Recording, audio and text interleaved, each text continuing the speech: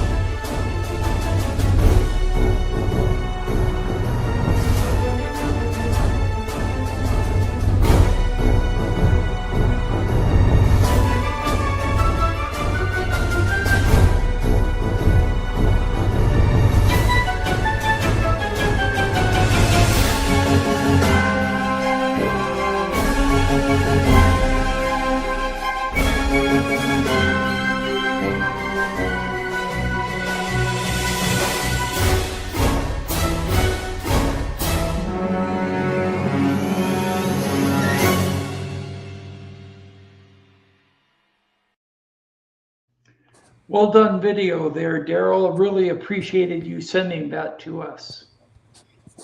Well, I'm delighted to be here. You have got some wonderful people there, Sarah and Polly and you, Tim. I'm delighted to be here. I'm glad you're here too. Thank you for the compliment. We really appreciate it. Um, in regards to tonight, I do have a first question for you. Can you do a recap, kind of, on how you got involved with the UFO alien phenomenon in the first place for the people in chat and people who are watching online that don't really know who you are? Sure. The how I personally got involved. I was a captive audience at age 4, and I lived in Midland, Texas, in 1952, and that's kind of dates me a little bit. That's not long before that they made dirt, and I told them it was the wrong color, so we had to change it. So I'm pretty old, but the fact is, age 4, I was lying in bed, and it's in wintertime, very cold, and uh, I noticed this being standing in my room, which didn't make any sense to me back then. We didn't have movies of aliens and things like that. Nobody knew anything about that, and I couldn't figure out why he was there. And he didn't have any clothes on. I mean, kids see things differently than adults. So basically, I started looking at him, and I started from the head up because he had these big black eyes, and I looked at him, and his eyes were just overwhelming, and he had no nose to speak of, and no ears, and a big bulbous head, and perfectly round black eyes, about the size of a big silver dollar. And as I kept looking down, I realized he didn't have any clothes on. It was wintertime. I'm freezing in my bed with a quilt. And as I look down at his chest, I realize he doesn't have any nipples. And then I really stunned. I noticed he didn't have a belly button. And then, as kids do, someone stand there without any clothes on. They're going to say, "Look, he didn't have a TT, and he didn't have any genitalia." And so it took me years to. I thought that all that was weird, uh, but it took me years to figure out as I grew up and started studying the phenomena. If you don't have a belly button, you weren't born. And if you don't Right. have genitalia, you don't procreate. You didn't get here the way we do. So there's a good possibility he was made, hatched, cloned, or manufactured. Yeah. The fact that you saw a white alien versus a gray, which everybody seems to encounter, it seems kind of rare that you saw a white one. Yeah, that's all. That's true. They it also has to do sometimes with lighting, because a lot of times when people say they see a gray, if you question them at great length about it, they'll often change their mind and say, "Well, he's more of a tanned color, like kind of an off gray, more like a tan." So they vary differently in that respect. But the most important thing about my event at age 4 was he realized that uh, I was not doing what I was supposed to do. I mean, I'm supposed to be scared or in awe or whatever. And something happened in that event that I carried that skill with me from then on. And what happened, uh, it allowed me to spy on him and what he was doing. And how I learned how to do that, I have no idea. I wished I did know. But my point is, it's like when a president is like a case in point on TV.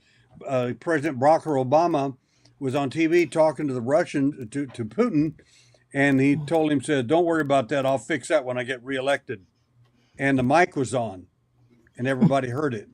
It's called a hot mic.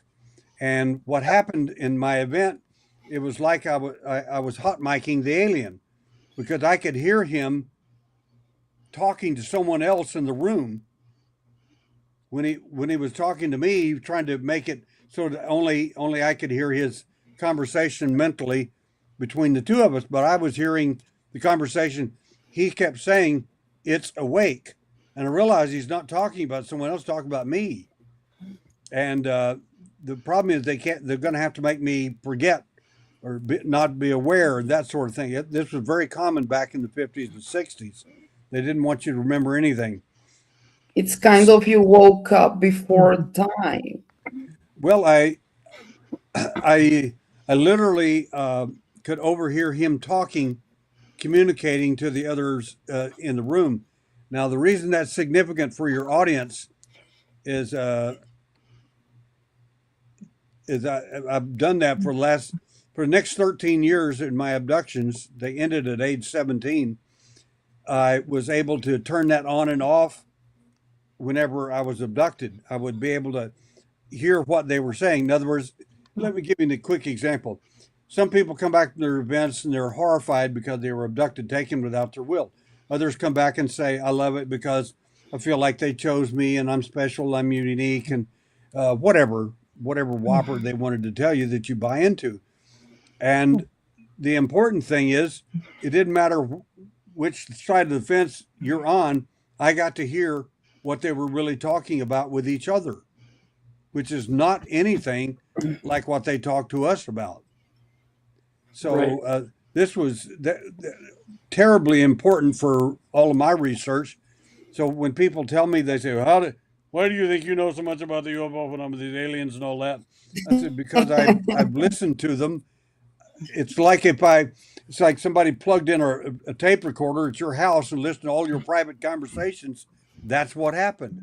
They Yeah. didn't know I was listening, so I kept it quiet.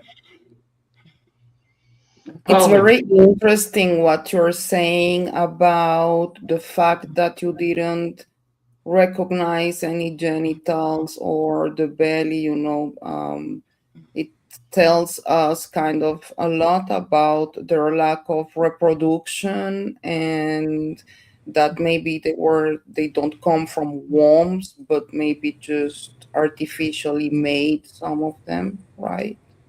I agree with that. That's a reasonable assessment based on actual eyewitness evidence. And when we consider that, as an investigator, I as a growing up and everything, and much older now, and it's been all over the world, literally, uh, from Japan to Israel to you name it. Uh, Next time, come and visit me. well, I'll have to. Next time you have to.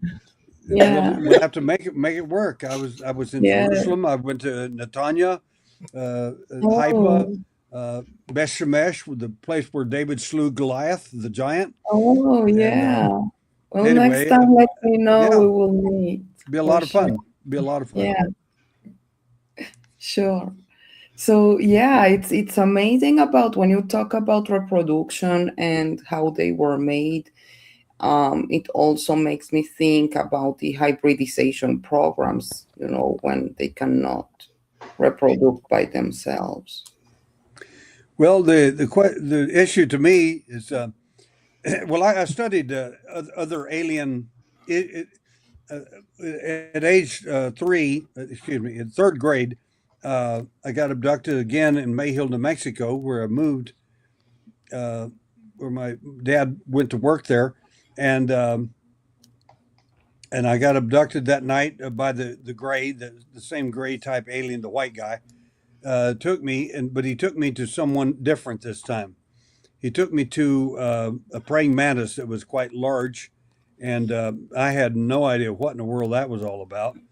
Um, the next morning, that was on a Friday night after school, um, and I didn't, I didn't get a handle on what had really gone on in that abduction until the next day. I was out playing in a field next to it's out in the mountains, and in the summertime now, and I love insects and I love animals of all kinds. We rescued animals all our life.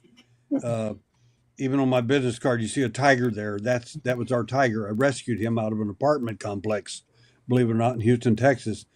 But my point is that I was pulling the heads off these little grasshoppers, killing them, hundreds of them. And I thought, well, why am I doing that?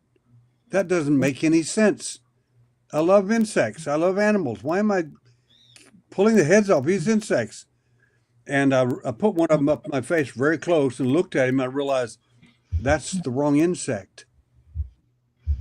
I was thinking these were praying mantises, but they weren't. They were grasshoppers. Oh, But the face is similar. It was the praying mantis that I was so upset about. yeah. That was the one that got me that night. When I was a kid, I was very fascinated by praying mantises, and I kept a whole bunch in jars whenever I'd catch them when I was just out. I would just walk around with praying mantises all over me. I have no idea why. For a certain period of time when I was a kid, I couldn't get enough of praying mantises. Right. Well, I have a thesis about the alien in general, not just the gray, as we often talk about, but a PhD was on one night with me on a podcast, and he was telling me all this different stuff. And I said, wait a minute, you want me to interview you or do you want to interview me? He said, what do you mean? I said, well, you keep telling me all the answers, and I haven't even answered it yet. He said, well, no, tell me what you think. I said, okay. I said, the alien, in my opinion, the 7 primary flavors we see: the praying mantis, the small gray, the larger gray, um, the reptile, the humanoid, the Nordic, so to speak, and Bigfoot. I said, all of these are part of the same program. He said, what are you talking about? I said, what you're not listening to. That's what I'm talking about. I said, you need to open your mind a little bit here and think and ask yourself some real hard questions. He said, okay. And I said, for instance, where do you suppose you get praying mantis DNA? Probably not from Mars, probably not from Venus. Hey, wait a minute. We've got several hundred species of praying mantises right here on this planet. Hmm. I said, where do you think that you would get Nordic DNA? So I'm going to take a wild guess here. Norway?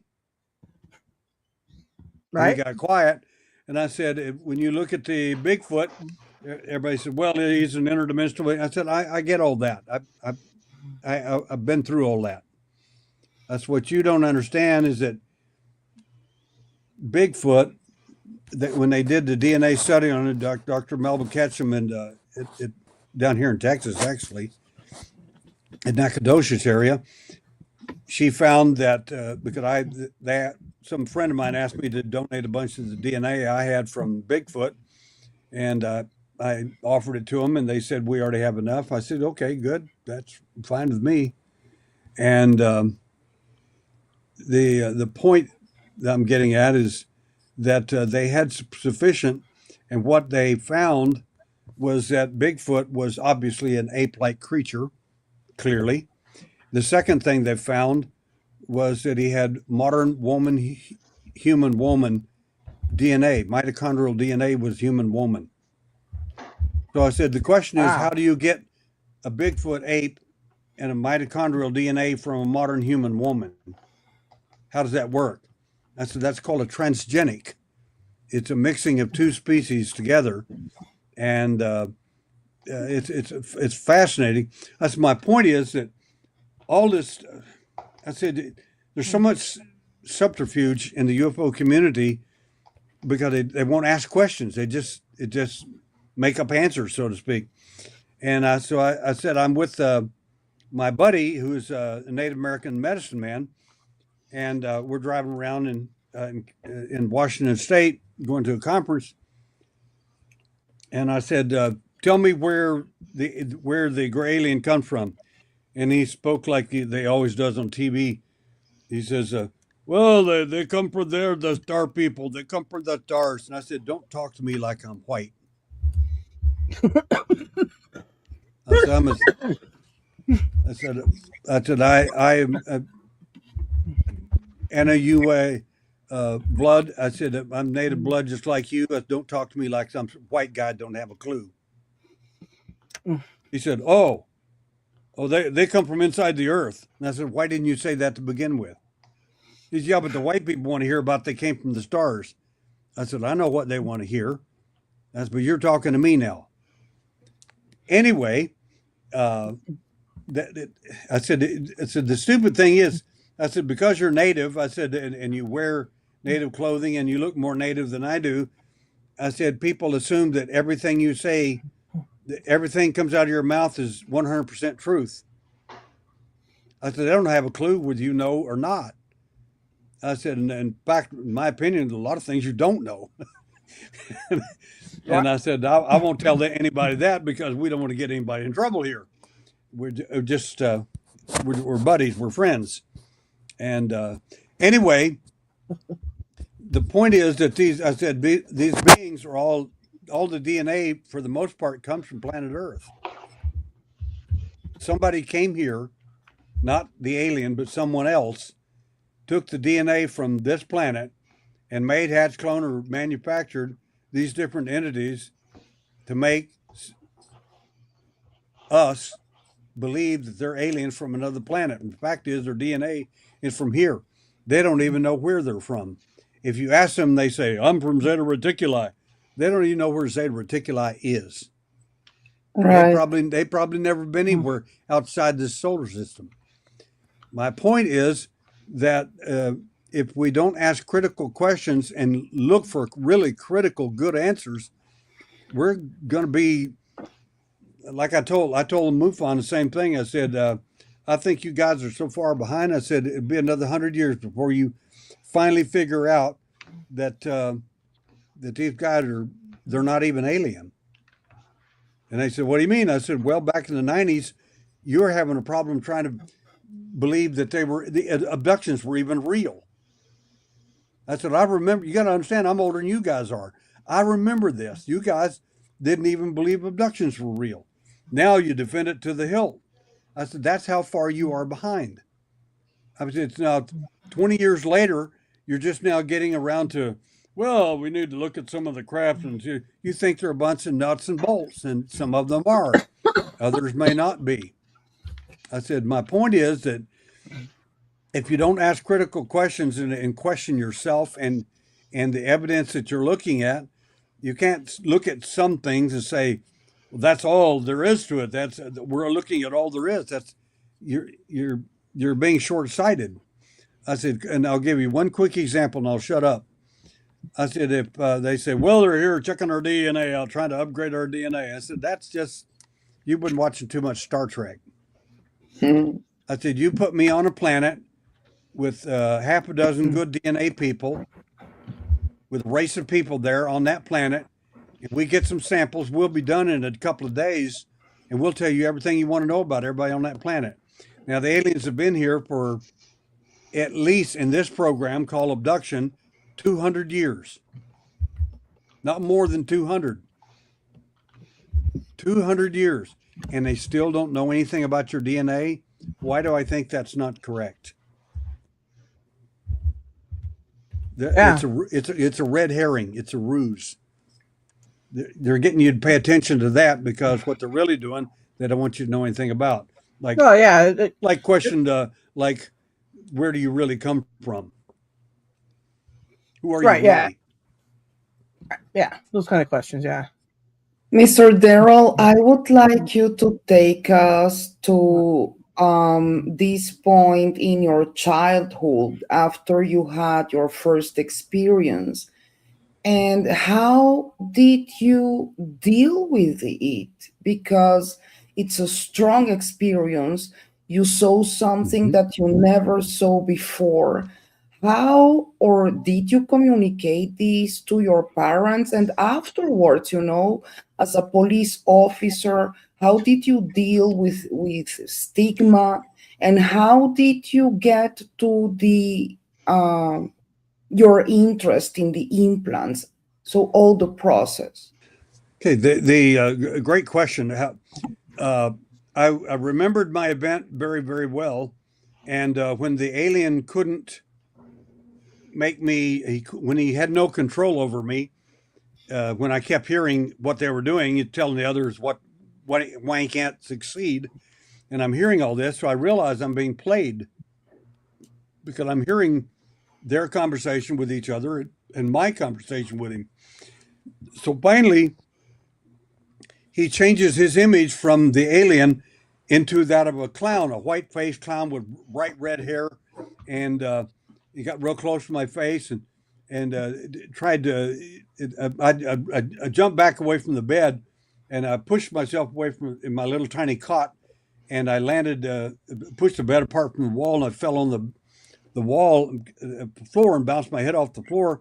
And he lifted up the covers of my bed and stuck his huge head under the bed, and he changed. Everybody says, well, he shapeshifted. I said, he didn't shapeshift. That's not the same thing. He changed my internal representations of what he wanted me to see. Yeah. He didn't physically, if you'd taken a photograph of him, you'd still see an alien. He wanted me to see he was a clown, and that basically I was having a bad dream and none of it happened. Yeah. I kept shaking my little head, no, because I wanted to remember him for the clown that he really was, not for the clown he wanted me to think he was. Yeah, so next morning, definitely. when I got up in the morning, what's more terrifying, if a clown of the alien, Well, many abductees have phobias of clowns and they don't know where they come from. Oh, they really don't know. There you go. They're just I'm just not a fan of clowns, but that's about it. But I love killer clowns from outer space. Okay, so yeah, I'm all right. But well, let's The answer to the question of what happened the next morning when I got up, my parents could see I was very, very upset. And they kept questioning me to no end about what's wrong. Did you have a bad dream? And I knew as soon as I told them that's what it was going to be, a bad dream. That's what the alien wanted it to be, a bad dream. They didn't want me to tell them the truth, and they had never believed it. So I never told my mom and dad anything. My mother passed away about 4 years ago, and she looked at me and said, I saw you on the Ancient Alien TV program, and I, of course, I knew you were an investigator, but well, they said you were an abductee. Well, that's not right. You were never abducted. And I said, actually, I was. Oh my Why did you God. never tell us? That's because I didn't want to see that dumb looking Boo Radley look on your face that I'm looking at now. Amazing. Right, I told my mother a few months ago actually, and she was kind of in shock too, because after 40 and something years, like, what the hell are you talking about? I gotta say this. Polly and I had kind of the same experience in regards to a large tarantula-like creature. I was 4 years old, and it was daytime, and I was coming out of my bedroom in the upstairs of our house, and I was passing my sister's bedroom doorway, and I saw inside the doorway, I saw a large spider, and I would have to estimate maybe 3.5 feet wide by about 3 feet tall. I could see hairs on its legs. I could see this shiny part on its back body, and I could see its eyes. I freaked out. I ran back to my room and I started screaming.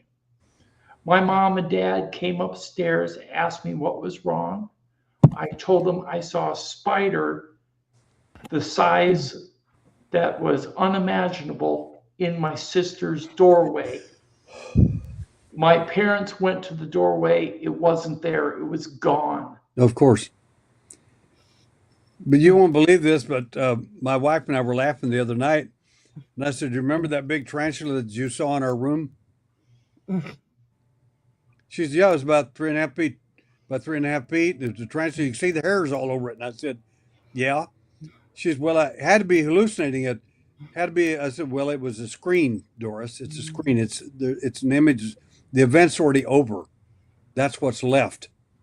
You're supposed to think it's a tarantula, a bad dream. You made it up. It doesn't exist, and there's no such thing anyway." And I said, the fact is the event was actually over, and you woke up, So believe it or not, what and does saw it. actually happen during those events? Because in my case, I was asleep and something told me, like, you need to wake up, you need to wake up. And when I woke up, I saw in front of me a huge tarantula the size of a Volkswagen car, Mhm. trying to grab my sister from her bed and taking her out. And I tried to scream, but I was paralyzed. I couldn't move, I could not scream. And suddenly everything stopped. So Yes. who is that tarantula, and how did this happen? Well, you got four people involved in that event. You, your sister, the tarantula, and whoever woke you up. What if someone that woke you up was angelic? Right.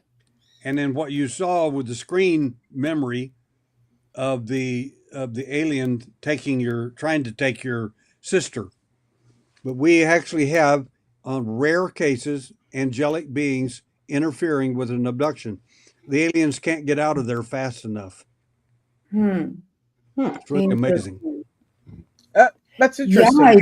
it was a really, like, this voice telling me, wake up, you need to wake up, but wake up now. Like, it was like, so I just sit on my bed and I saw this tarantula grabbing my sister. Like, I was like 5 or 6 years old. I That mean, how was could a tarantula, so to speak, to show you the facts that it's a screen image? How's a tarantula as big as a car going to get your sister out the door? It's bigger than the door. So what you're looking at is a screen image. It's it's a it's a false memory of what they project, like the clown image he did to me.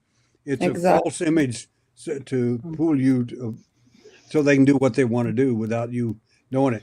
So if you woke up and told that to your parents, they'd never believe you. That's whether there aren't any Exactly. tarantulas as big as cars in our house. There aren't. Exactly. That's what I never said nothing, because I said, what can I say to my parents? And it has always been like this. There's only one incident I never told my parents about, but I did share with Sarah. I went to bed one night and I thought I I was sleeping under the blanket because I was scared of the dark. And all of a sudden I started seeing balls of yellow light floating around the room. And I'm talking about hundreds, not just one. And they were like the size of quarters, and they were floating all around the room. And I thought I had created them by rubbing the blanket together and creating friction. But that didn't work. So I don't know what they were. They didn't seem threatening, but they were in my room for 3 nights straight. And then they disappeared. 3 is a fairly rare pattern. We had a girl come here from Brazil. I met her in Brazil, and she wrote me and asked if my wife would allow her to. She was coming to the U.S. because she lived with us for a couple of weeks until she found a place to stay. And my wife said yes. And anyway, the girl came here, and it's an incredible story. It actually happened in my home.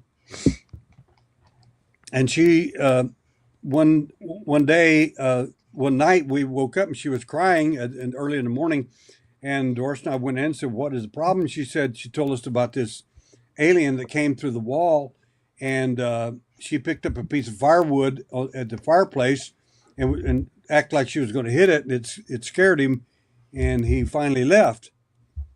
Long story short is I said, "Well, it's okay, it's over," and she kept crying. And I said, "What's the problem?" She says, "They always come in threes with me." And she said they come on the third month, the third day at 3:00 in the morning. And I said, "So you're saying they're coming again?" She said, "Yeah." I said, "Well, I'll be awake at 3:00 in the morning, and we'll see who's here."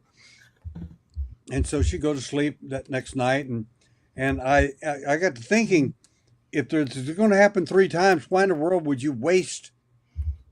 This is a great opportunity to test something.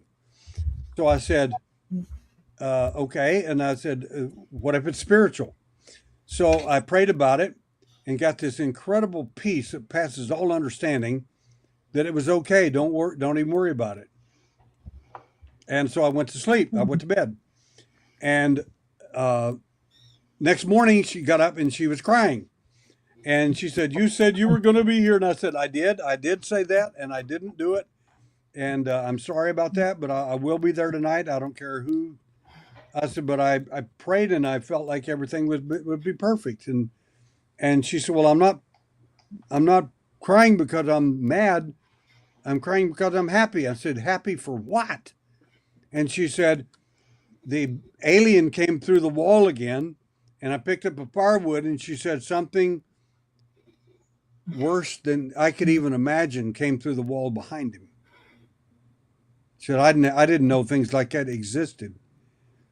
Wow. And she said, I dropped the firewood. I was shaking. I was so scared. And she said, and she started crying, and she said, "Then this wonderful angel came through the wall, and the alien and that horrible creature left us so fast you couldn't believe it." She said, so I thank God for whatever, all these wonderful things. And I said, well, I don't care what happens. I will be awake tonight for the third event. So third event, I'm at 2:45 in the morning. I'm sitting there next to her. She's laying on a little pallet on the floor in the living room. And she sits up in slow motion and looks at me and says, she's scared. And I said, it's all right, go to sleep. I'm here. And she lays down, goes back to sleep.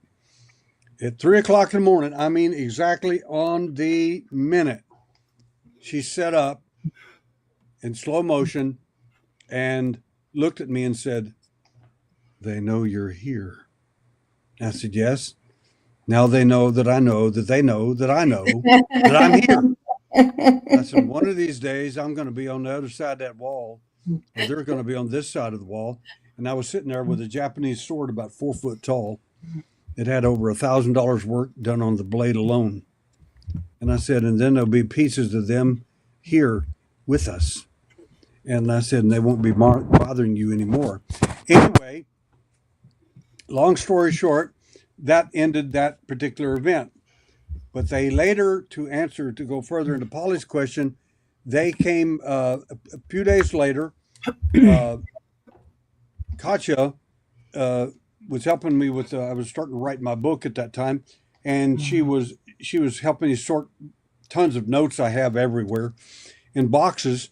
And I said, well, I'm going to go pick up my wife for lunch. We're going to go eat lunch. And she got real scared all of a sudden. When abductees get scared like that, something's near, something's coming, and they know it. But they don't know what it. You often don't know what it is. And she kept saying, if you go to eat with Doris or you go somewhere else, would you please call me and tell me? I said, of course, I'll be glad to. And I left, and Doris and I are at our favorite little restaurant about 5 miles away, and we're eating. They had these big pieces of paper where they bring your food, beautiful, wonderful piece sandwiches, and we're eating, having a great time. And all of a sudden I look up at Doris and said, oh my God, they're in our house right now. She said, what are you talking about? I grabbed all of her lunch and mine on the big papers and get in the car. We ran out to the car. She opened the car. I threw all the stuff in her lap. I said, the alien is in our house right now. And I unlocked the door and went in, and she's walking around incoherently crying. The blood's coming out of her ear and out of her left ear. And I said, what's wrong? And she's incoherent. This is just incredible. So finally, I told Doris that you take her into the bathroom and you check her from the bottom of her feet to the top of her head. I want to know where that blood comes from, because there were no wounds on her anywhere, but there's blood coming out of her ear. So in a nutshell, she asked me to work with her, and I finally did next day when she was real coherent and steady and everything. And what had happened, as soon as I left, she was right about somebody being there. And Mib, an alien Mib, came in through the door. He didn't open it. He didn't unlock it. He came through it. And she kept trying to look past him to see if the door was still locked. And finally she looked over and saw the bolt was still thrown. And she realized, oh my God, he's in the room with me. And he got here through the wall. So long story short, they lay her on the couch and they talk to her. And he tries to make her think that she's going with my son at the time. They later married. And so they're engaged. And he said, we want to remove an implant from your ear. And none of us knew that she had one. And so she kept saying, no, I won't allow it. And they tried to mimic my son. They mimicked his voice. They mimicked his cologne, every detail about him, to try to get her to think, to make her comfortable with what they were going to do. Right. And finally, she said another guy showed up, real big, like the Mib, and she described him, and I laughed and I said, She said, "What's so funny?" I said, that one's not a med. She said, "Who is it?" I said, "He's called a human advisor." And I said, "I met him when I was 17." She wasn't even live whenever my event happened. So anyway, uh, he told her that he said, "I will destroy David if you don't let us take this implant." And I said, "Well, maybe he was just lying about that." And she said, "No, that guy, the human advisor, said when he threatens something, he means it." Said he would have destroyed David, and so she said, "I let him take it." And that's what they do. She said they did something in my ear. She at that point, two gray type aliens came in, and they removed the object from her ear, and that's where the blood came from.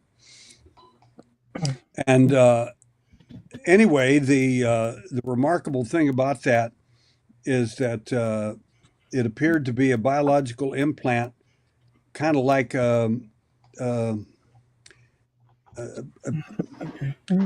something as thick as as thin as I don't know if you've ever seen this before. Have you ever seen it's called a horsehair? A horsehair worm. They found them in water. They're harmless to us, but they kill insects. But it looked like that. It was about that long, about 6-7 inches long, and it was thicker and it was reddish. I don't know what the red had to do with the blood or what, but it was biologically you wouldn't have found it if you had been looking for it. But they wanted that. They did not want me to find it, and of course that's how I found out about it, because all of that came out. Wow, amazing. True story. Hand to God. True story. Can you talk a little bit about some of the implants that you have come across in your years of removing them, in regards to the coagulum that surrounds some of the implants, if not all, and let us know how they react. We did have a question. Can chips be activated? Really great questions. The answer to your question, the first part, is that some of the implants are. I want to say this, and I have to do this carefully because I don't want to offend anyone. Implants are very rare. Everybody thinks that if you've been abducted, you have an implant. That's not true. That is not true. Implants are extremely rare. I look at hundreds of x-rays every year, and we find almost no implants from abductees or contactees.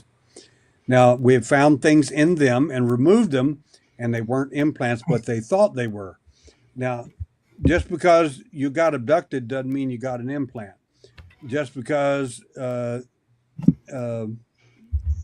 just telling you that implants are very rare. They really are. And the idea, the word chip, I hear this word a lot, and I don't use it because it doesn't get across the idea of exactly what we're talking about. Most of us don't know a lot about the alien, and we know a lot less about the implants than we do the alien, and we don't know much about the alien. We know we hear a lot, we read a lot, or we talk to people, and we assume that's all the information there is. That's it, and that information may not even be true. And as a ex-police officer, I've worked with people that have been abducted, literally, and I mean literally kidnapped, and also cases where people murder cases, and it's really I kind of get in trouble when I talk about this, because some of our contactees will say, "Well, I know this and I know that, and I don't care what you're saying." I said, "Oh, okay. Well, I'm nothing I want to get beat up over." But I tell them that that some of the information that we have is not accurate. And as well, they told me that, and they told me a lot of things too, but it wasn't true. And when I overheard what they were talking about with each other, I realized they've been playing me along for a long, long time. And now that I'm hearing what they're doing, For instance, whenever I got my implant when I was 12 years old, I was wide awake when the event happened, and I remember every bit of it. And I also remember them talking about what they were going to do to me that they didn't want me to know about. So I'm hearing two conversations. One when they talk to me directly, and then the other one is where I'm listening to them hot mic'd, and I'm listening to what they're really saying. What they said among themselves was vastly different than what they told me. And so the idea of a chip is not an accurate statement. They don't put chips in people. If a chip, so to speak, gets put in somebody, it's probably due to an intelligence community or someone else doing that. Like this right here. Yeah, an RFID chip only has a range of about 5 feet. I mean, you can take a scanner and find out all kinds of. We put those in our cats and dogs and. Yeah, an alien can find you anywhere. They wouldn't need something like that. Thank you. That the alien, it is not a tracking device. As Stanton Friedman told me one time, they were asking Stanton on a radio, and he and I were on a radio station, and he said, "Stanton, what are these alien implants?" He said, "I have no idea." He said, "Ask Derrel. He's the one that knows." He said, "I think they may be a transponder or something." I said, "They're not transponders, and they're not tracking devices." Well, what are they? I said, "Well, it depends on how you're approached. It depends on what part did they touch first. How did they approach you? That's why it's important for me to work with someone to find out exactly what happened. In other words, if you're sitting there telling me, "Oh, this clown-like creature was inside my room and did something in my nose," so I therefore that's what really happened. You don't know what really happened. All you remember is the screen memory, right? Not the real memory. It's Memorex versus real memory versus Memorex is what I call it. Memorex is what they want you to think, and they can come up with some beautiful, amazing stories. I mean, wonderful stuff. But the truth is, but if implants, alien implants are rare, why those that were implanted were I don't like the word chosen, but why those specific people were implanted and others are not?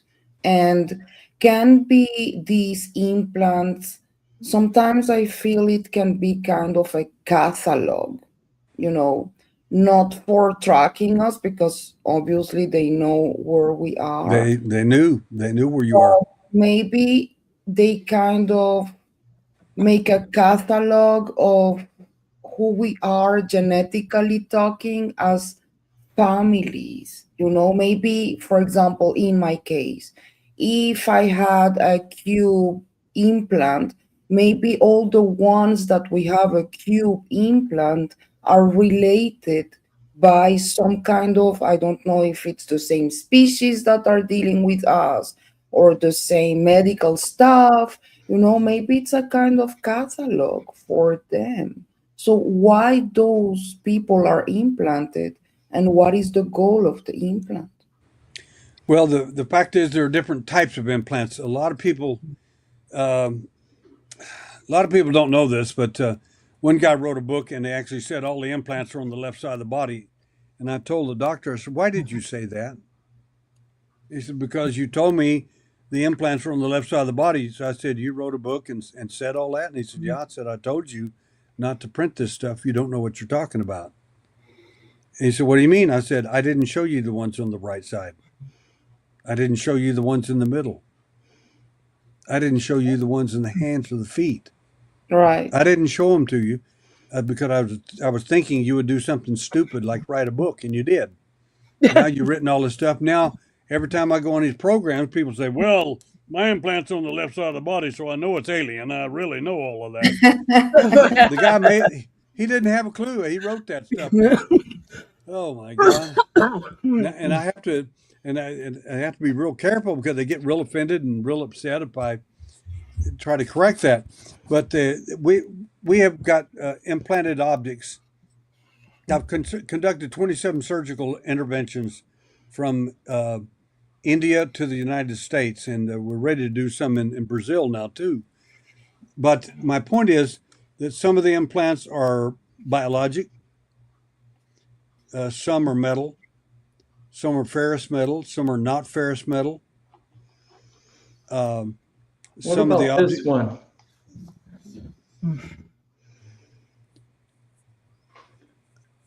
I thought maybe this might be meteorite. Well, it might be. You have to examine it to see. But the first ones that we removed from two people, well, three of them were in a woman and one in her foot, and one of them was in the man's hand. And these two people were very, very closely related in their UFO event, so to speak. He kept having dreams of this mathematical configuration of these Moebius strip. You know what a Moebius strip is? It's when you take a little piece of paper, it's a strip of paper, and make a little chain out of it. But instead of chaining it, you turn it one link, and then you've got a figure eight, and it's literally only has one side at that point. Well, he kept seeing three of these intertwined in his dreams, and there's a reason I'm telling you this. The woman, on the other hand, inside the UFO, she saw. Now he wasn't anywhere near this event. They never were involved. They're never in the same events. She was seeing three giant tubes about as big around as a bowling ball, 18 feet tall, and three of them, and they looked like giant mold strips, and a bowling ball like device was roaming through them, making this wonderful noise. So she saw those three things, but he saw the same thing, but from a mathematical point of view. He's more of a scientist mind. Now, the reason I say that is because this will blow you away. I'm telling you, I just found this out just a couple of years ago. Let me see, I wrote it down here for you tonight. The guy, his name is Pat Parnello. He kept having this dream. He would call me up in the middle of the night or send me emails telling me about this really bizarre stuff about these the three Moebius strips and how they intertwine and they create enormous power. And it went on and on and on and on. And I thought, well, why does he keep telling me all this stuff? And later, I found out this year, of all things, Pat Parnello was contacted by the intelligence community. Can you believe this? An abductee. And they wanted to, we didn't find this out until just recently. Now, the reason this is amazing is because the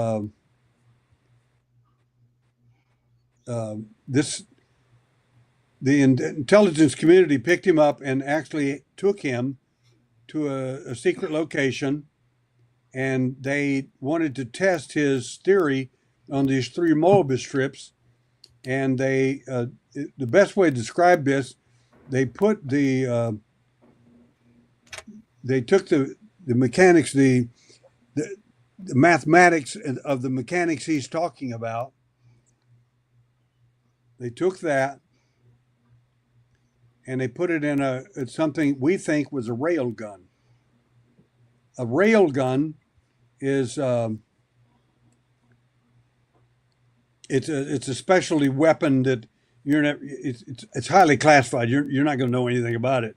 You don't get to see those. We're not going to get to play with them in the military, like when I was there. Well, anyway, they tested this thing. They constructed the mathematics of this thing with his design, with this rail gun. Like we call it a rail gun because we don't technically know what it was. We think that's what it was, and to our shock and amazement, it fired a bolt-like bullet out of it and it went through the entire concrete wall of the secret building, and they tracked the bullet, so to speak. Guess how far away it was? How far? 35 miles. Oh, wow. Wow. So just because somebody's an abductee doesn't mean they don't know what they're talking about. It doesn't mean they're crazy. Right. So the intelligence community were very interested in him and in the things that he could prove, so to speak. It's one thing to tell people stuff. It's another thing to literally show it. But that thing, that bullet was 35 miles away when they finally found it. That's incredible. So what is the purpose of those implants actually? Implants for different reasons. The physical, okay, I'm going to say something that's probably going to get me in a little trouble here. Physical implants are not really the most important thing. Mental implants are far more important. They're called apps. I call them the alien apps. I wrote a book about it. I haven't published it yet, but I'm going to give you an example. When I was in Birmingham with my wife this last year at a huge conference, this father brought his daughter, about 16-year-old daughter, up to me to talk to me, and he says, "I need for you to help her out here. She needs some help." And I said, "Okay." And I said, and so I questioned her, and she was very reticent to talk. So what I started doing is started telling her a lot about her events, and she was stunned. "How do you know that?" That's because I'm one of you. I said, "There's nothing happened to you that I don't know about." And anyway, she started talking then, and her dad kept telling her, "Talk to him. You're talking to a world-class investigator in person. You're never going to get this chance again. Do it." And so finally, she started talking to me, and I said, she mentioned that she had this. She thought it was an implant, and I said, "Okay, where?" And she told me where, and I said, "Okay, which nostril?" And she said, "Do you know anything about that?" And I said, "I got one when I was 12." I said, and the fact is, I said, "If you have one there," and I said, "Very few people have these, but those that do," I said, they're there for different reasons. But in a nutshell, I said, the important, and this is really important, I said, "What I want you to do for me," I said, are you going to help me with this investigation?" She said, "Yes." She said, "Yes." And I looked at her father. I said, "You're going to make sure she helps, follows up on that?" He said, "Sure." And I said, "What I want you to do, young lady, I want you to go down tomorrow or tonight if you can and get an x-ray of that and bring it back to me tomorrow." And she looks at me. Now, we're like best friends, right? She looks at me and says, "No." I said, Wow. "Why would you?" And Mental her dad programming. says, why are you saying no?" I said, "You have to." I said, "This is what I'm trying to point out to you, sir. That physical implant's one thing." I said, "But the app that's in her it's a control device. It's an app, and that particular app, it is designed to make you ignore, hide, or destroy your own evidence. She's not going to get an X-ray, and she won't. And you can't make her do it." He said, "But she just said she wanted help." And I said, "It doesn't matter how much help she wants. If that app's installed in her and it's that powerful to her, then she's not going to do it." I said, "Another app that's installed in people." And when I go to UFO groups, I'll ask the question, "How many of you people got abducted?" And they'll raise their hands. "How many people contacted you?" They'll raise their hands. "How many abductees?" They'll raise their hands. "How many people think you have an implant?" About half of them will raise their hands. And I said, "Okay, how many of you will go down and get an x-ray for me tomorrow?" All the hands will go down. Why do you think that is? That's an app. That is an implant. They are instructed and told, and they most people will not violate that app. So that's an invisible implant. They're invisible. They're mental, and they are effective. They're real. I know they are. I've got one myself. Yeah, a few weeks ago, I woke up and in my nostril, in the upper part, was like, must have been some sort of puncture wound, right? That I got in my sleep again. Anyways, and it just kept, like bleeding. There was always blood around it. It was very sore. Like I had pierced my nose once before, so it felt like that, right? Anyways, and it was like that for like 2 weeks, just painful, and it wouldn't stop like bleeding, right? And then I just woke up, one day, and it was all gone. There's no blood there. There's no problems. Doesn't hurt anymore. It's like it never happened. It was the weirdest thing. But for like 2 weeks there, man, it hurt. It bothered me. I was getting a lot more headaches than I normally get. It wasn't a good deal. She said I that don't it know what felt like happened. she was stabbed up her nostril. Yeah, it felt like I got stabbed. Well, in my case, when I was 12 years old, um, I wasn't woke. I didn't wake up. It was like I was switched on. I didn't wake up. I was switched on, and I heard my mother's voice. Now you got to realize my mom and dad live in the other end of the house, and the doors are shut. If they were yelling, I couldn't hear them. I could hear my mother's voice as clear as anything in the world, saying, "Derrel, go outside and look at. There's a new star in the Pentine." I knew what the Pentine was, and there's no such thing as a Pentine. There's no star system or anything, but I knew instantly what it was. I walked outside in my little t-shirt, my little underwear, and I see this huge bright light. I'm in New Mexico, Alamogordo, New Mexico, Holloman Air Force Base, and White Sands, all that's out there. And I kept looking at this beautiful bright light. It's getting brighter and brighter. And I realized it's not a star. It's on the horizon. It's coming toward us. And next thing I know, I'm inside a round room, lying on I call it the slab, on a hard table, with my feet elevated about 11 degrees. And now and the different aliens are in the room, and they're telling me, it won't hurt. It won't, all these lies. It won't hurt. You won't feel anything. It's okay. It's for your good and all that. But I'm hearing them talk to each other, and that's not what they're saying at all. So when people tell me, well, when the alien tells you something that's real, no, I don't believe that at all. It's like listening to the mafia. Derrel, can you say what they were saying? I never have, and the reason I don't is because this actually happened one time. I had a guy, after I told the same story, he wrote me and he said, I had the same thing happen to me in 1960. And I said, well, you could have heard that from me on the radio show, and the same, you could have made the whole thing up. He said, no, I have an X-ray of it. Send it to me, and he did. And it's dated in 1960. He got an implant in the exact same location I did. The guy lived in Florida. My point is that if you tell people, okay, as a police officer, there's certain facts and information we retain from cases. We just don't tell anybody. There's cases about Polly's case. I could tell her now. I won't until I work with her. I just won't, because I don't want to influence her in any way, shape, or form. And because she's very truthful and very honest, and she deserves to know the whole story, not part of it or whatever the aliens left with her. Anyway, so we leave that information out because in my last event when I was 17, 5 beings showed up in my room in Alamogordo, New Mexico. Those beings were not aliens.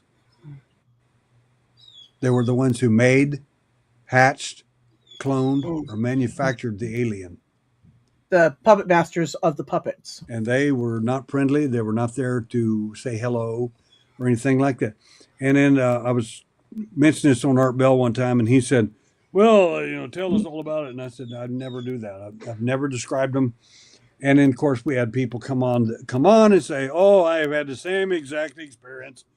And they're long, beautiful beings with long, beautiful white hair, and they are in white robes sitting at the big table. That's, you've been watching too much Star Trek. You don't know what you're talking Yeah. about. I assure you, they're nothing like that, not in any sense of the word. I said, so you don't know what you're talking about. You're making it up or lying, and I don't know which. So I've never met you, so I'll just leave it at that. But that's the reason you don't tell people. Now, I have met 8 people in my life who have met one of these 5 beings that showed up. Let me give you a quick thumbnail of what it's like. I'm in California at a conference speaking, and a really the guy looks like a football player. He's very athletic, a black guy, and he's avoided me the whole conference. He walked clean around me, wouldn't come anywhere near my stand where I had all my implants and everything else. He avoided me for 3 days. Last day, I'm loading up, putting everything in boxes and loading up and getting ready to fly out. And he walks up and says, "Mr. Sims?" I looked at him and said, "Yes, sir." I said, "You've avoided me for 3 days." And he said, "I have." I said, you okay. What's your question? He said, "I'm going to draw a picture." And I gave him a pen and a piece of paper, and he started drawing a picture. It was a picture of that one of the entities that no one knows about. And when he drew that picture, he drew the first half of it. I took the pen out of his hand and finished it. He said, "I want to know if you've ever seen one of these." And I finished drawing the other half of it. And here's what he said. Hand to God, true story. "Oh my God. Oh my God. Oh my God." And he ran away. Because the dream he had wasn't a dream. It's real. You They confirmed they ain't friendly. Well, he's one of 8 people. One of the other people has got ended up with grand mal epilepsy. The other person was an absolutely beautiful woman, one of the prettiest women I've ever seen. And when you talk to her about her event, her face contorts like, have you ever seen somebody touch an electrical wire and the muscles in the face like that? Oh yeah. She goes from that beautiful to that ugly that quick. And nobody could do anything with her, so they called me, and I said, "Sure, I'll take care of it." And I said, "Would you like me to fix that?" And she said, "He told me I was ugly and I would always be ugly." And I said, "Well, you're actually quite beautiful, and everybody knows that." And she said, "No, I'm not." And that was the memory he left with her to destroy her. Anyway, I went ahead and fixed the problem, and then that went away, and so on. But my son was at 6 years old, he met one of those 5. And it just destroyed his life. It still is to this day. Those guys are not the alien. If there was an alien, they would be it. Because the guys we're looking at, they're poor examples of what an alien's supposed to be. These guys don't even act like an alien from another world. Half the time they can't even get your clothes on right. What's the difference between an implant and a mark? Why sometimes they leave marks? Good question. Marks fall into several categories. The marks can be from a scratch. They can be from needle points. So when we find people that have 3 little triangular marks, like 3 needle holes on their arm, as an example, I'll tell them, get a black light and check it. Get you a special light and check it and see if it fluoresces. See if it glows a fluorescence. Because sometimes if it's really an alien needle, they've injected something in you. It'll often glow under fluorescent, under a black light.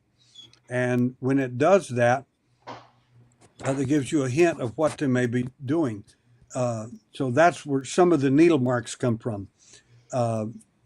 There are different kinds of marks. There's a guy that wrote me one time and sent me this picture of this horrific claw marks on his arm. He said a reptile grabbed him, and anyway, he went into a long story about it. And I looked at it, and And I'm convinced of his story that, in fact, it was a reptile that got him. The point is that those marks are from contact, physical contact. Okay. Sometimes you'll find triangular shapes on bruisings on people. Sometimes you'll find they'll be red, or sometimes, like in Tim's case, there can be a rectangular missing part of skin like that. Sometimes I was personally left a mark that looks pretty much alike like Terry Lovelace's mark.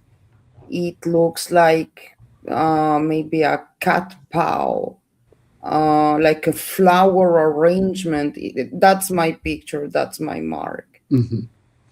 The there's two primary kinds of bruisings or marks that appear on people. One are from casual contact, which is like when something grabs your arm and leaves bruising or leaves finger marks on your Yeah. arms or legs.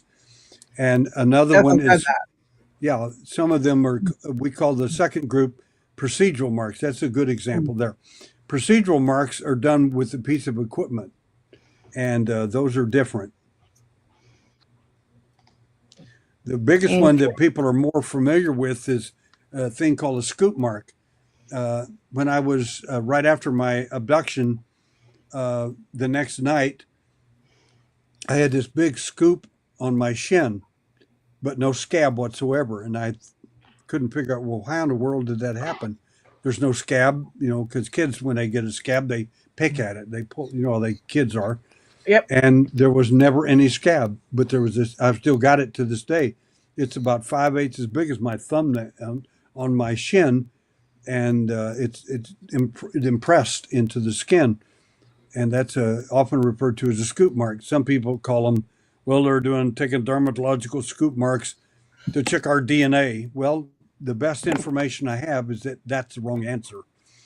The best answer I can give is when we had and this is a question Tim asked, in the first, those implants we found inside the woman, the 3 that were inside the woman and 1 in the man's hand, those were, I took the biology of those to a pathologist the next morning. And 2 doctors were with me, and the pathologist looked at it and he says, oh, that's just a inflammatory process. Whenever you've got a foreign object in your body, the cells will gather together, and it's an inflammatory process, either chronic or acute. And I said, obviously, you know a lot more than I'll ever know. But since I don't know everything, and you know a lot more than I do, because I knew he was wrong, I said, would you look at it under the microscope and tell me what you see? And he did. And he says, oh, okay. He says, oh my God, those are non-inflammatory. What? How could that's impossible? Where did you find this? I said, around this metal object that was deep inside the body next to the bone. That's impossible. That's what I love to hear doctors say. It's impossible. That can't happen. Yeah. That's a non-inflammatory. He said, that's keratin. You know what keratin is? I said, yes, sir. It's surface skin, fingernails, or hair. He said, that doesn't grow deep inside the body, and it doesn't surround a foreign object. That'll never happen. But it did. It did. That's the whole point. Yeah. That's why the biology is important. Yeah. It is. It is. And you said in a past interview that some of the implants that you found were of meteorites. Yes. Meteorite material. The first implant we removed from that woman and from the man were meteoric in origin, and we've had these scientifically studied in the Mexico Tech and Los Alamos laboratories. I've got very long reports about them. In a nutshell, it said, of course, they asked the same question, and I didn't tell them anything until the whole testing was over, and all the scientists there were mortified at the answer. Um, the They said, well, the metal is a rare meteorite from the Yaochung or the Widmanstatten structure meteorite. These are very rare. They're needle-like formations, about a quarter-inch long. And where in the world did you get them? They're very rare. You can't go find these things. And I laughed, and I said they were. Later, we finally told them. I said they were wrapped in a keratinous material in a biological cocoon, so the body would not recognize it because it's your own biology. Right. So your immune system wouldn't attack it. You would never know it unless you found it and had it checked. You would never ever know. We talk about the generational side of this phenomenon with our parents or even our kids. Was it generational with you, and are implants generational? The implants are not generational. Again, they're very rare, and I know everybody thinks that's probably not true, but it is. The mental apps are very, very real, and they're much more prolific than we have any idea. But the bottom line about the implant, the generational aspect, is that my my son was an abductee, and how we found out about all this is I never told my wife about my abductions. Then one day when my son was 6 years old, I woke up about 2:30 in the morning, and I mean, woke up wasn't even the right word. Switched on. I knew they were there. I knew they were in our home, and I ran as fast as I could down the hallway, and I went past my son's room because I knew he wasn't in his room. I knew he wasn't there, and my daughter, I knew she was there, and so I went into the dining room area, and there was my son standing there in a deep trance, looking out the back window, the back screen, the back glass door. And I watched him for a long time, and I said, "What are you looking at, David?" And he said, "The little red light." And of course, I realized that's a screen. It's not. There is no red light out there, and they've already gone. So I told him, "Go back to your room and go to sleep." And my wife walks up at this time, looks at him, looks at me, looks at him, looks at me, and says, "What's going on?" So I had to tell her what really happened, and that our son's one of them. He's How an did she abductee handle too. that? She's a remarkable woman, and I mean that literally. It was. She's a remarkable person. She took it really well, and but it is just the event wasn't just an abduction. The event was with one of the entities I told you about, one of the 5 that came after me the last night when I was 17, and it has just destroyed my son's life. That's too bad. So sorry to hear. Yeah. Since you are a qualified hypnotherapist, is there any way you can help your son with that? Well, first of all, he's in another state, and the answer is yes. If people want help, if they can get past their own programming, that's a good term. If they can do that, then there's a good. I've helped people with some really remarkable things, but in his case, he just said, "I can handle it. I can do it." I said, "You can't. You don't know what to do. You have no idea who came for you. You're still so stupid. And I just tell him the truth. You're still so stupid. You think it was the alien. I said they Yeah. were just the excuse. The one that came for you was someone totally different. How did it make you feel knowing that that they made your boy go through this experience and that it was not a nice experience for him to the point that it really destroyed his life as you describe it? How do you feel as a father? Well, I'll tell you the rest of the story in brief. The next night, my son designed a crossbow with a large broadhead arrow. That's a huge arrow point like that. Aimed it at his door. So if anybody had opened the door, the arrow would have shot them. He was waiting for them the next night. But if his sister had opened the door, or me, or his mother, would have gotten shot. Yeah. That's how real his event was.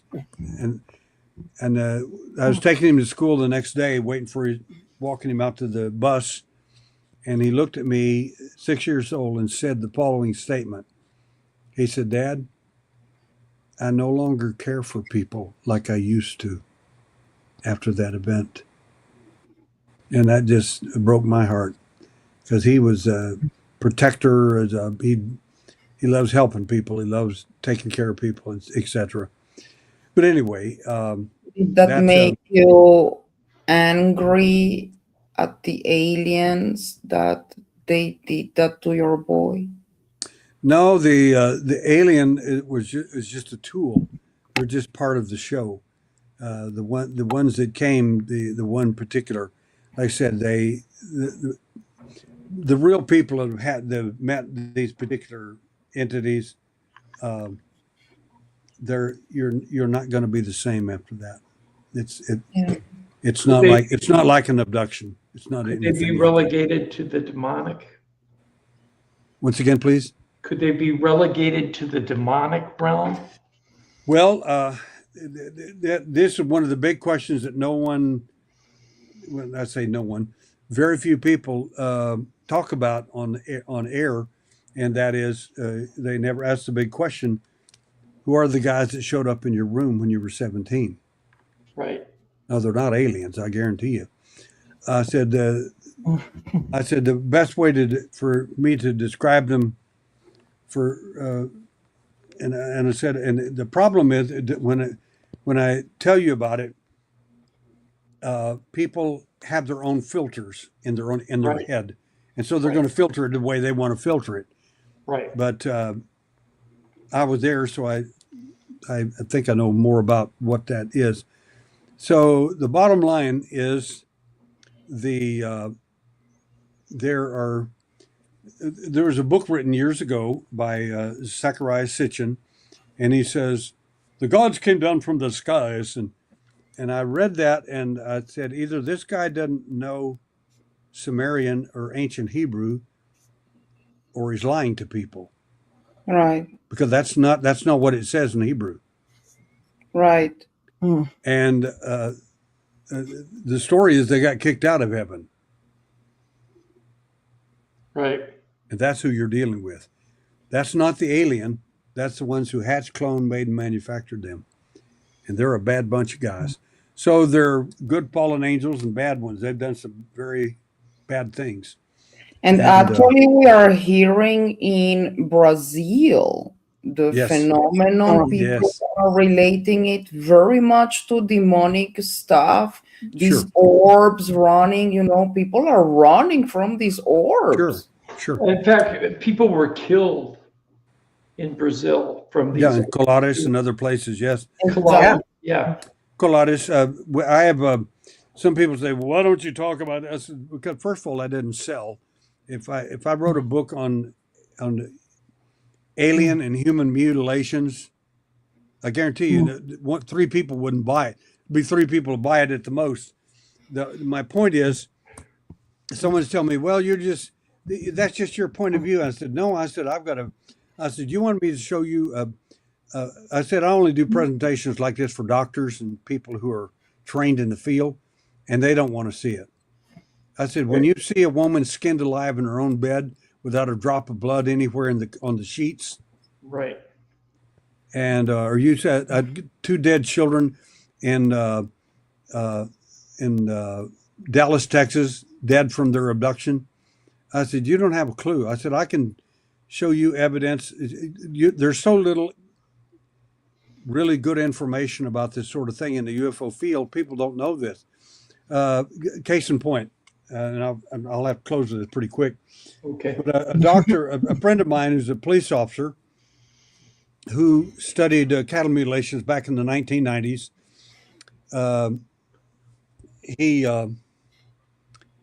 he was buying me dinner at a restaurant in San Francisco, and he said, I want to know what you know about cattle mutilations.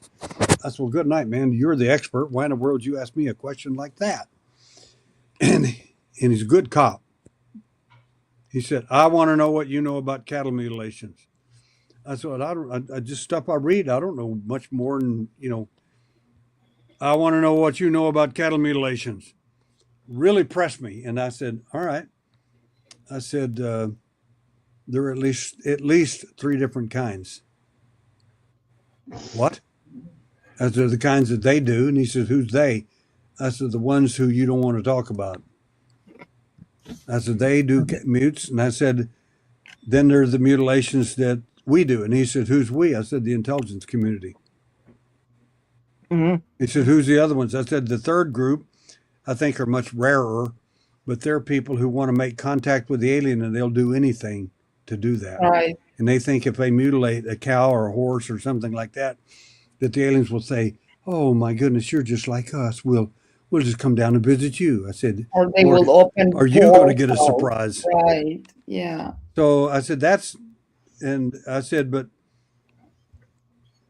I said the surgical, the precision of each one of them are tell you a lot about who did what. As you can tell who did what if you look at the medical aspects of each one of them. And I said, but I suspect your cattle glow in the dark. And I'll tell you, I thought he was going to have a heart attack. What are you talking about? And I said, well, I think your cattle have been pre-marked. What do you mean? I said, the cattle you've been studied have been marked with a fluorescent mark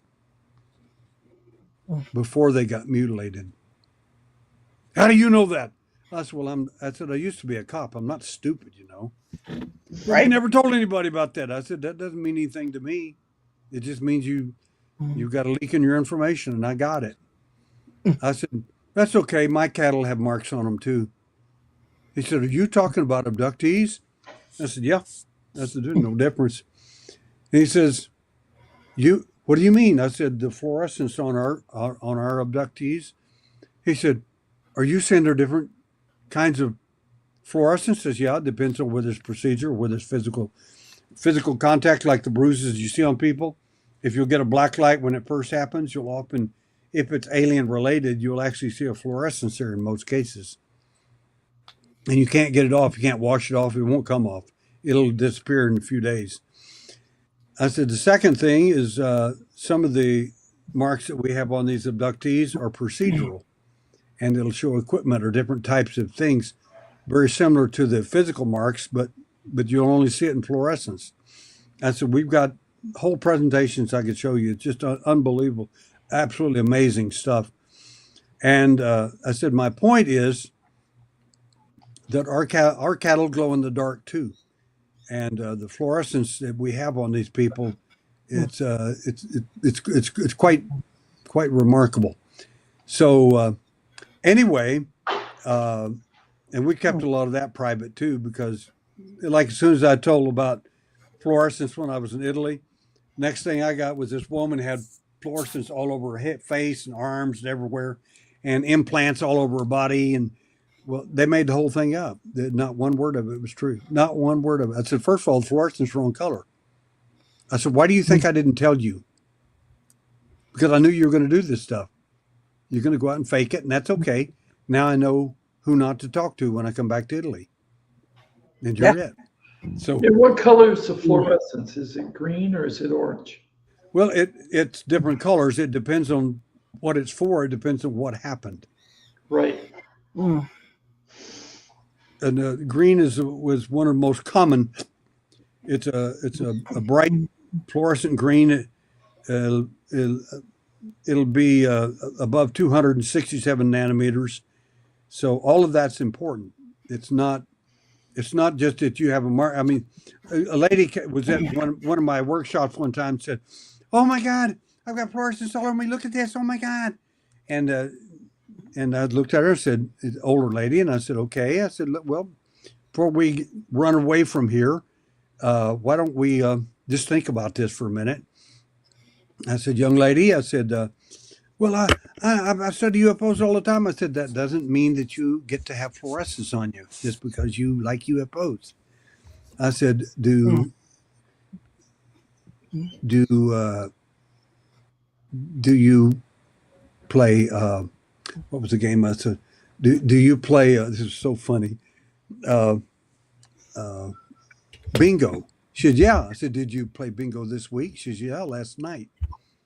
And I took the little water and washed the fluorescence off of her. I said, "That's that green magic marker you were using." Yeah, the dauber. Yeah. Yeah, Yeah. She's, that's funny. okay. Can't get this stuff off. The first time we found fluorescence on a lady was on the inside of her arm, and it had a Mandelbrot set, a mathematical construction of order and chaos, fractal geometry on the inside of her arm. And she said, "What the hell is that?" And I said, "I don't know. I just I just suspected we might find something, and that's why I'm checking you with a black light." She ran to the bathroom and started scrubbing, and the more she scrubbed, the more she cried. She reminded me of a rape victim. Wow. You can wash as much as you Colorful. want, but you're not going to make that go away. We have a question from the chat, and Sarah's going to ask it. This is how many languages do you speak? Once again, Chance wants to know how many languages do you speak? well, I've lived in Japan and a little bit, and I lived in Korea for a year, so I speak enough to eat in those two places. And I speak a small amount of Spanish. My wife speaks a lot more than I do. And I speak mostly Bocce and English. And I pretty much mess up English. I speak Bocce better than English. Yeah, I call it Surinese when I talk.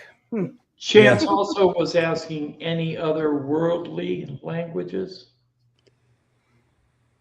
No, the fact is that the alien entities that we're talking about, it doesn't matter whether you're Chinese, Japanese, or any other race. It doesn't matter. You're going to hear it in your own language. It's going to be I've that heard clear to you. sometimes you hear it in your own voice. And it's usually it's a different voice. You definitely know it's them. When I had my first event as a kid, I knew there's something wrong. I could hear him talking in my head, and it didn't sound like my voice in my head. When I'm talking to myself, I know what I sound like. When he's talking in my head, he sounds different than I do. So that didn't work at all. I knew something was seriously wrong. This was not a dream. This was a nightmare is what it was. So let's go down the panel and have last questions for Derrel. Sure. Polly? Mr. Derrel, thank you so much for your time and for addressing also my emails. You are just amazing with this amount of information and knowledge, and this is really an honor. My last question for you will be, what is disclosure for you, whatever that means? Disclosure. If we think in terms of disclosure from the government, it's never going to happen. Forget it. They're never going to give that up. And all these whistleblowers and stuff, you got the wrong people asking the wrong questions, and Congress doesn't have the right kind of. I'm sitting here telling you things about the alien you may or may not know. Some things you may know. The people in Congress don't have a clue. They don't know how to ask these questions. I told my wife one night, we're watching this guy who was an Air Force pilot who had seen the UFO on one of the Tic Tacs. And he was on a show later, and he was real silent, sitting by himself. And I told my wife, I laughed. I said, he's an abductee. She said, now, how do you know that? I said, you just watch. 2 shows later, he went from depressed and upset to, I've met them. I know what they're really like. And I have a child. And they showed me my child and all that. He went from an abductee to a contactee overnight. Oh. He doesn't have a clue. The question is, which one would you rather have, a positive experience or a negative one? Well, he chose the positive. Right. Doesn't matter if it's real or not. It only matters that it's Right. I choose the truth because I can deal Thank with you. the truth. I Thank cannot you. deal with what I can't know about, right? You got. I need to know the truth. That's always. where I'm at. I got to have Yeah. truth. I don't care how bad it is. I don't care how good it is. Yeah, I like want to go know to what my it face, is. tell me the truth. That's, Yeah. that's why I started UFO Man, because I had an event in Chatfield, Minnesota, where I was sleeping on the couch, and my girlfriend woke up in the middle of the night and turned on our big 27-inch analog TV set. And she said there was a hooded thing blocking the TV halfway. And it started floating toward me. It wasn't walking, it was gliding or floating. She said she tried to move, she could not. Right. She said she could only move her eyes. Mm-hmm. And she said she saw what looked like a tail pushing out the back end of the robe. And at first, she could not see any hands. She could not see the face, but it was moving toward where I was sleeping, and she fell asleep. Yes. When I woke up in the morning, my clothes were on inside out and wrong side too, and I didn't go to bed that way. Right. And I had 3 bruises on top of each knee, like they were impact bruises, like somebody was holding me down really hard. Right. Later, about a month later, I questioned her again about the encounter, and I said, "Did you see the hands?" She said, I finally recalled that. She said they were scaly with long nails, and there were 3 fingers. Yep. She thinks it was a reptilian that was in our house. That's entirely possible. And the fact is that whenever you have these events, any of you people on the listening tonight, if you have these events, get yourself a black light and check yourself from time to time. And if you see coloration and everything, wash it and see if you can get it off. If it won't come off, it won't, and you can still see it with a black light, photograph it, film it, and send it to me. And those that would like to write me, I answer all my emails. If you have any questions you would like to write about or ask and everything, I'll be glad to talk to you. If I don't answer, it's not because I don't want to, it's because I didn't get the email. So if it gets through to me, I answer it. I answer all of them. Right. We have his personal business information with his email and his phone number on it. And I'm going to post it up right now. When no one else can help, Derrel Sims, private investigator. Investigate potential partners, general background checks, real estate, insurance, and attorney, private investigation services, handwriting analysis, and forgeries. He's a veteran and ex-bodyguard for dignitaries, ex-military police senior officer, ex-fugitive recovery agent, current former associations, Military Intelligence Corps Association, Certified Hypnotherapist, CMHT, RHA, former Intelligence Officers Association, and a VFW member. Also, this is his phone number, and he can be contacted at Derrel W. Sims at mac.com. There's also another email. I don't know if you want us to give it out, Derrel. Yeah, mac.com or me.com. Either one will work. It doesn't matter. Houston, serving all of Texas, 30 plus years of experience. He does have one book available on Amazon at this time, which is Alien Hunter, The Evidence in Light by Derrel W. Sims with Patricia Gray. If you're interested in it, pick it up. Sounds like a good book. It's also available on Kindle. I know that you said before the show that you had some other books that are available, but you're working out some type of glitch with a website. Yeah, on our website, alienhunter.org, we have another book. It's a book on implants. And again, if you're interested, just write me, and I'll tell you all about it. And I don't hawk stuff because I just don't care. Right. Only reason I wrote books to begin with because someone said, you should write a book. You know, you got all this information. You're not. What if you die? Then where's your information then? You know. So I said, well, okay, I'll write a book. It's a good point. Yeah. Anyway, Okay. I'm writing a lot of other stuff, but I just hadn't put it in the book yet. But I have a lot of great stuff I'm working on. Sarah, we have your last question. I thought I already asked it. Okay. Well, anyways, I just want to personally thank you for the information you gave to me backstage and stuff too. That was helpful.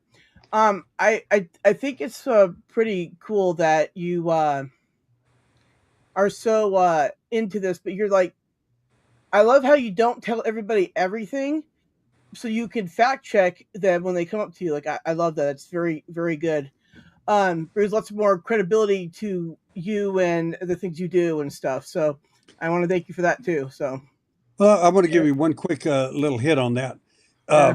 Terry Lovelace, I broke his case in 2016, I think it was, here in Houston.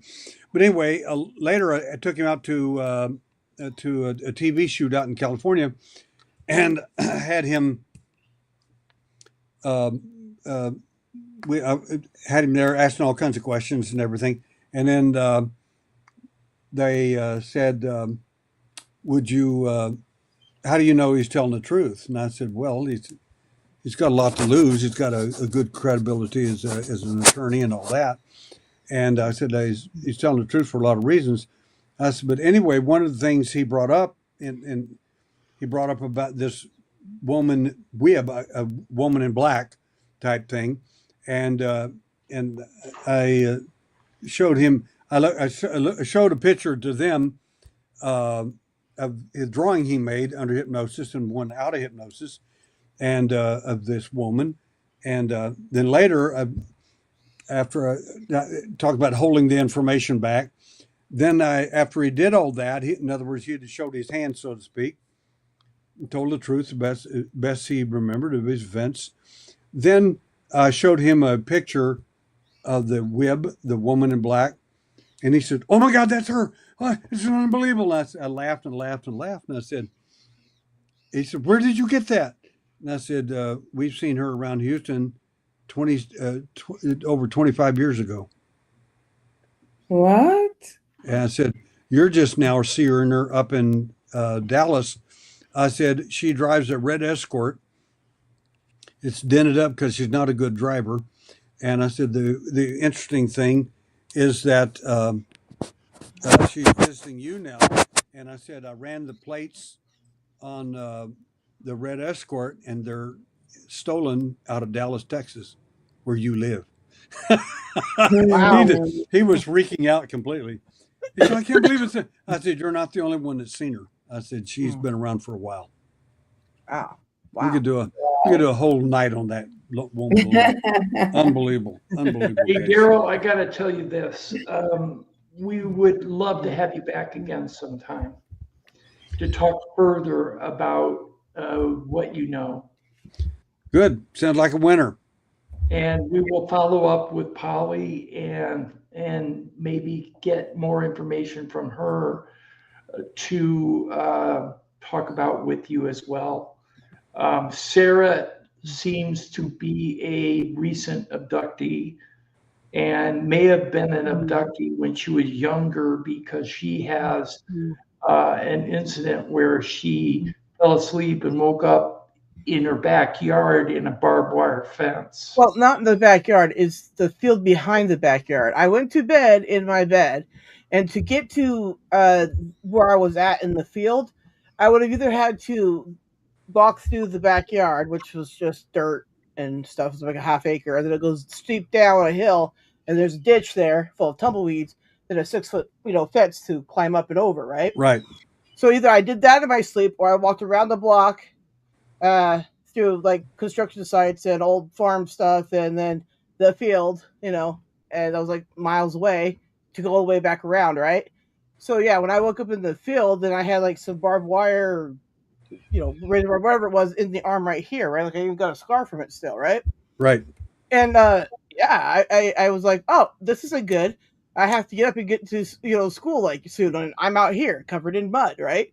So then I had to find out where I was at by figuring it out, like just sitting looking, and then I had to take off through the field. The closest way now was to go through the field, up the hill, and then kick the board down on the fence, then go up the hill. She had to climb onto the fence to go like that because there's no footpath or anything down there, right? And it was ice plant. So anyways, sometimes they don't drop us off in the same location they picked us up in. It's like, did I punch him? I mean, I had surgery one time, and when I woke up from the anesthesia, I punched the doctor the first thing I did. Right. Right? And I was like, why did I do that? I don't know, but I felt like I had to. Probably another doctor you were thinking about. I guess. But that was the only time I ever had surgery, right? So, right. But at the end of the day, I have no idea about that experience. I don't know why I was there. I never told anybody because I don't want to get in trouble. And, I had a history of sleepwalking to begin with. So who knows? I do need to tell you, Derrel, that in the interview we had back in 2022, you were talking about a round welt on a man's body that had pinpoint puncture wounds in a circle, and that it was like the size of a silver dollar, I think you said. Yeah. I have a smaller one in just below my sternum that I got on January 1st, 2009. And I've had it ever since. And it was a welt, but it was probably the size of the tip of your pointer finger. Mm-hmm. And it had 4 to 5 puncture wounds in a circle. Yeah. Now when I found it, it was itching because I have very sensitive skin. So I was itching it. It was bleeding because I was itching it so hard. Mm-hmm. I still have it to this day. It's 2025. So I've had it, 16 years? And it has not gone away.